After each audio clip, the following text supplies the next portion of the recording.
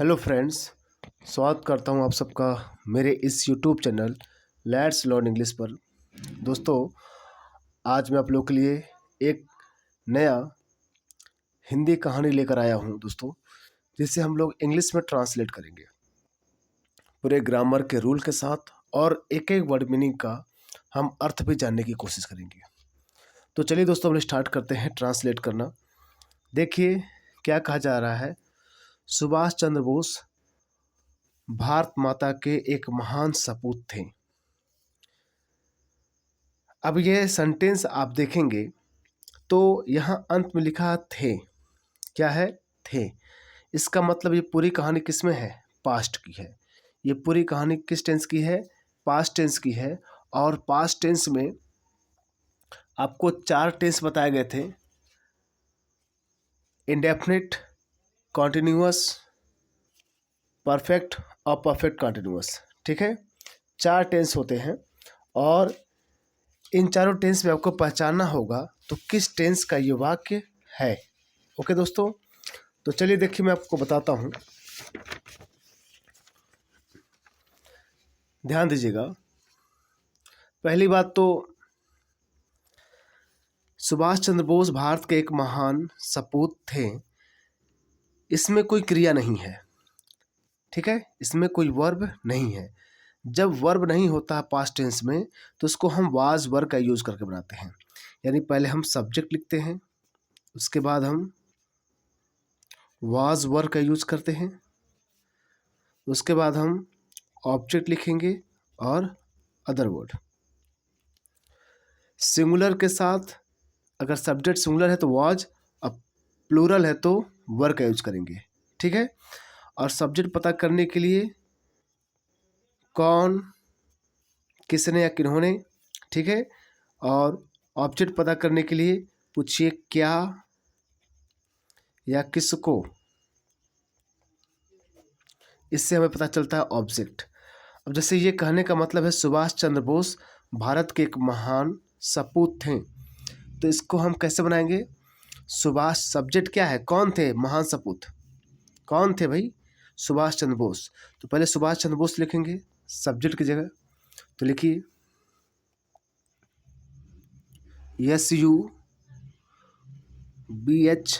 SUBHASH, Subhash Chandra,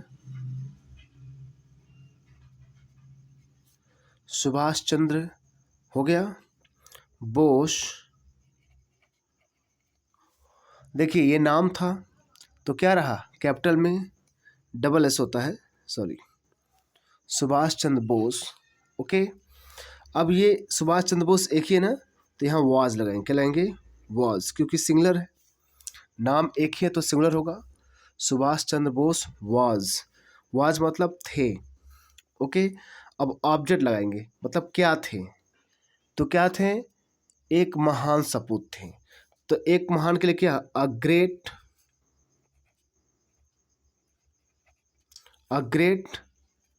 सन, मतलब एक महान सपूत, एक महान सपूत थे। किसके? भारत माता के। अदर वर्ड मतलब जो बचा है, क्या बचा है? भारत माता के। तो क्या कहेंगे? का के लिए of mother India, of mother India. ये पूरा सेंटेंस हमारा बनके तैयार हो गया। ठीक है, तो हमने पहले सब्जेक्ट लिखा सुभाष चंद्र बोस। ओके, वाज मतलब थे, क्योंकि सुभाष चंद्र बोस एक ही थे तो वाज लगेगा।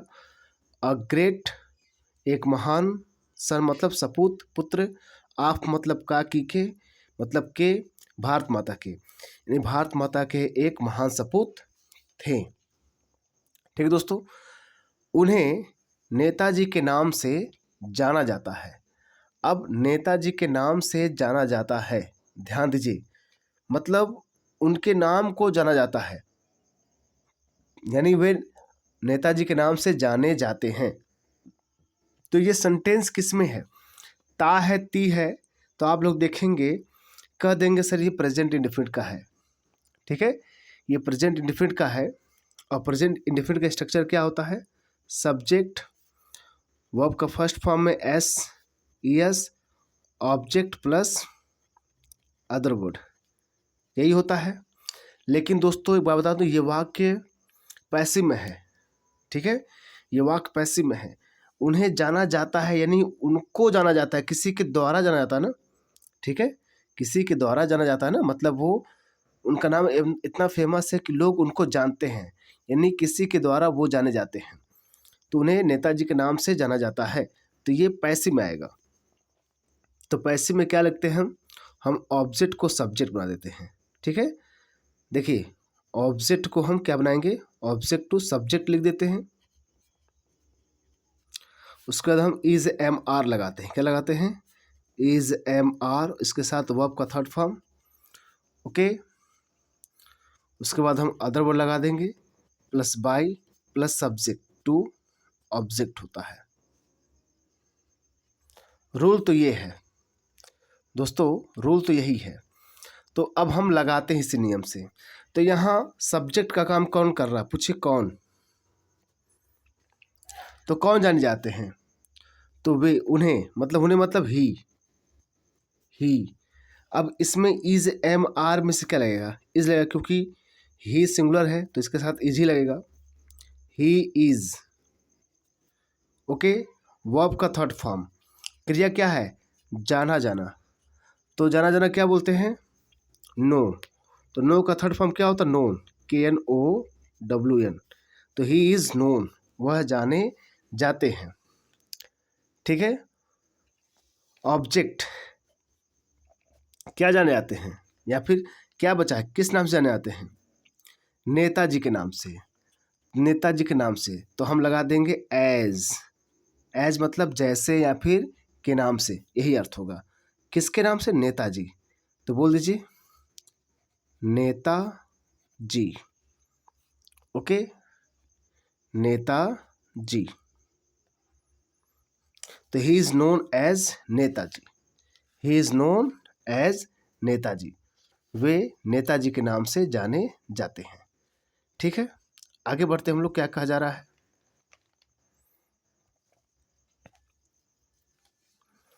उनका जन्म 28 जनवरी 1897 को कटक में हुआ था, ठीक है, कटक में हुआ था। अब इस सेंटेंस को हम लोग ट्रांसलेट करेंगे, ध्यान दीजिएगा। उनका जन्म 28 जनवरी 1997 को कटक में हुआ था, तो आप पता चल गया कि ये पास्ट में है, ठीक है, पास्ट टेंस में है। तो हम इसको कैसे बनाएंगे, देखिएगा, जन्म हुआ था मतलब जन्म दिया गया था, ये भी पैसिव में ही है, ओके। तो पास्ट टेंस में है, तो इसको हम पास्ट टेंस में, अब पास्ट इंडेफिनिट में हम कैसे बनाते हैं, सब्जेक्ट लिखते हैं प्लस वाज वर लिखते हैं, क्या लिखते हैं, वाज वर, और वर्ब का थर्ड फॉर्म, उसके बाद other word, by plus subject to, by object लिख देते हैं, ठीक है। तो हम ध्यान दीजिएगा, सब्जेक्ट क्या है, उनका जन्म, तो ही वॉज, ही के साथ वॉज लगेगा, ही वॉज, वर्ब का थर्ड फॉर्म, तो जन्म देने का वर्ब क्या होता है, बॉर्न, क्या होते हैं, बॉर्न, ही वॉज बॉर्न, इनका जन्म हुआ था, ही वॉज बॉर्न, ठीक है, जन्म हुआ था। अदर वर्ड में क्या बचा है, जनवरी 1997 को कटक में, ठीक है, तो उनका जन्म हुआ था, तो ही वॉज बॉर्न, ओके। तो कहाँ हुआ था उनका जन्म, या लीजिए he was born in Cuttack, in Cuttack, CUTTACK, Cuttack, he was born in Cuttack, कहाँ पर, कटक में, ऑन, जब डेट फिक्स हो ना तो उसके लिए हम जो प्रीपोजिशन यूज करते हैं ऑन यूज करते हैं, तो ऑन, ऑन तो मतलब क्या डेट है, ऑन, यहाँ 23 रहेगा दोस्तों, ये थोड़ा डेट में गड़बड़ है, ये 23 है, ठीक है, आप लोग सही कर लीजिएगा, ऑन 23 जनवरी ऑन 23 जनवरी, फिर कॉमा लगा देंगे, उसके बाद टाइम लिख देंगे 1897। कहाँ पर बचा क्या है, बस कटक में। ये तो हो गया, ठीक। ही वॉज बोर्न, उनका जन्म हुआ था इन कटक, कटक में, ऑन 23 जनवरी 1897, ओके, 1997 में, ठीक दोस्तों। तो ही वॉज बोर्न, उनका जन्म हुआ था। नेक्स्ट बढ़ते हम लोग। उनके पिता का नाम श्री जानकी नाथ बोस था। अब यहाँ देख लीजिए, इसमें भी कोई क्रिया नहीं है, क्योंकि नाम था, कोई क्रिया तो कर नहीं रहे हैं। तो इसमें हम क्या लिखेंगे, subject plus was were object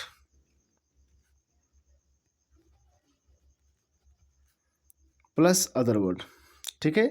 तो उनके पिता का नाम, किसका नाम था, श्रीनाथ, उनके पिता का नाम। तो सब्जेक्ट क्या, तो यहाँ पर हिज फादर, क्या बोलेंगे, हिज फादर नेम, या फिर the name of his father, क्या बोलेंगे, द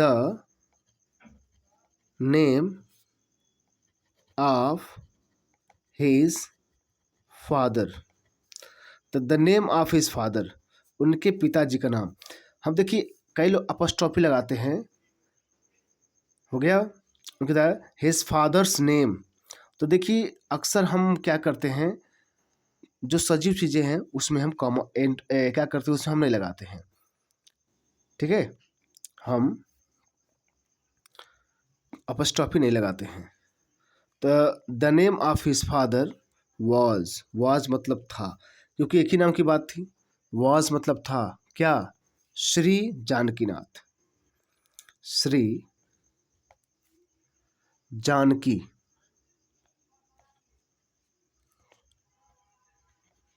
जानकी नाथ, जानकीनाथ बोस,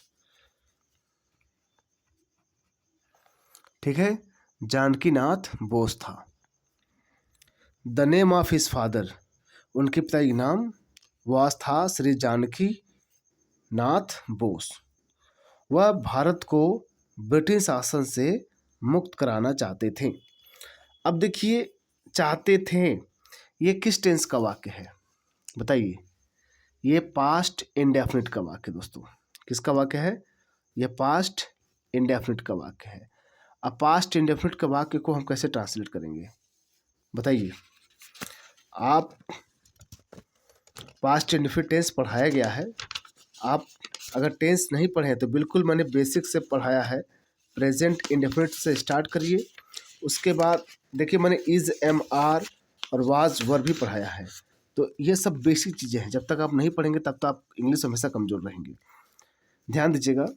तो चाहते थे, तो पास्ट इंडेफिनिट का वाक्य है, तो हम पहले सब्जेक्ट लिखते हैं, फिर वर्ब का second form, object plus other word. ये क्या है, पास्ट इंडेफिनिट का स्ट्रक्चर है, ओके। तो पास्ट इंडेफिनिट टेंस का स्ट्रक्चर है। तो हम कौन चाहते थे, सवाल पूछे कौन चाहते थे, वह चाहते थे, ही। उसके बाद है वर्ब का सेकेंड फॉर्म, क्या चाहते थे, क्रिया क्या, चाहना। तो चाहना क्या बोलेंगे, वांट। तो वांट का वांटेड हो जाएगा सेकेंड फॉर्म, ही वांटेड, वह चाहते थे। ऑब्जेक्ट क्या, क्या चाहते थे, फ्रीडम चाहते थे, आज़ादी, द फ्रीडम।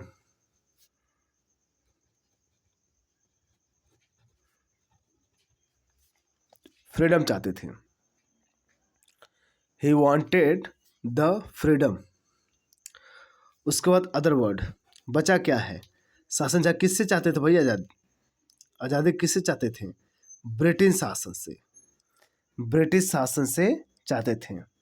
तो वो भारत क्या है, he wanted the freedom of India, of India, मतलब ही वांटेड, वह चाहते थे द फ्रीडम ऑफ इंडिया, यानी भारत की आज़ादी, किससे भाई, किससे, फ्रॉम ब्रिटिश गवर्नर या फ्रॉम फ्रॉम मतलब से the British, BRITISH, British empire. Okay. He wanted, वो चाहते थे, द फ्रीडम, आज़ादी, ऑफ इंडिया, भारत की, फ्रॉम द ब्रिटिश एम्पायर, यानी कि ब्रिटिश शासन से, ब्रिटिश शासन से भारत को आज़ाद कराना चाहते थे। तो दोस्तों आपने देखा कि मैंने एक एक सेंटेंस को टेंस के अनुसार, टेंस के नियम के अनुसार मैंने इसे बनाया है, और एक एक हिंदी का अंग्रेजी में क्या उसका मीनिंग है ये भी मैंने आपको बताया। तो दोस्तों आप लोग इंग्लिश ग्रामर सीखना चाहते हैं, ट्रांसलेशन सीखना चाहते हैं, तो बिल्कुल आप मेरे इस YouTube channel let's learn English से जरूर जुड़िए। तो दोस्तों मिलते हैं हम लोग नेक्स्ट वीडियो में। Thank you very much.